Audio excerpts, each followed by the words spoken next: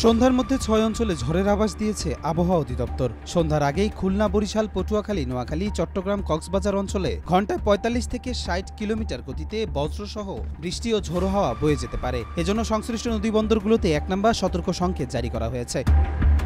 এছাড়া আগামী ২৪ ঘণ্টায় দক্ষিণাঞ্চলের বিভিন্ন স্থানে ভারী থেকে অতি ভারী বর্ষণের সম্ভাবনা রয়েছে। বিশেষত চট্টগ্রামের পাহাড়ি এলাকায় ভূমিধস এবং ঢাকা ও চট্টগ্রাম মহানগরীতে জলাবদ্ধতার শঙ্কাও রয়েছে।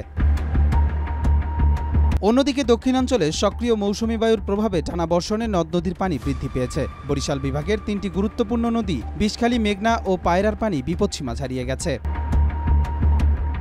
পানি উন্নয়ন বোর্ড জানায়, ঝালকাঠির বিষখালী নদীর পানি বিপদসীমার ১৬ সেন্টিমিটার ওপরে, ভোলার তজুমুদ্দিনে মেঘনা ও সুরমার পানি ৬২ সেন্টিমিটার এবং পটুয়াখালীর মির্জাগঞ্জে পায়রা নদীর পানি ৪৩ সেন্টিমিটার ওপরে প্রবাহিত হচ্ছে।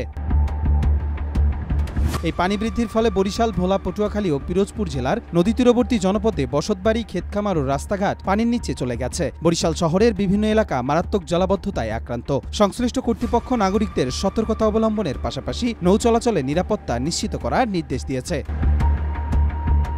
কবির চৌধুরী, মাই টিভি।